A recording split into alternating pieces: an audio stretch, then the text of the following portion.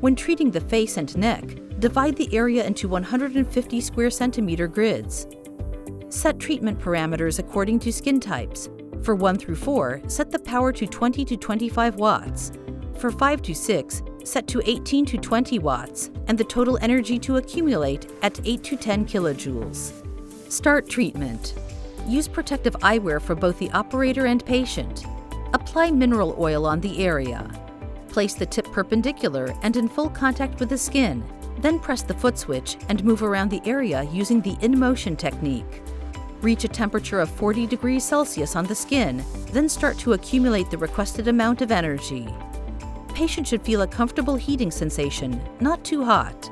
If the heating sensation is intense, reduce the power by 10%. Treatment endpoints: heating of the skin with erythema and slight edema. Post-treatment: clean the skin and module from the oil. 5 to 7 days without sun exposure before and after treatment. Treatment protocol: number of treatments 3 to 6. Treatment intervals 3 to 4 weeks.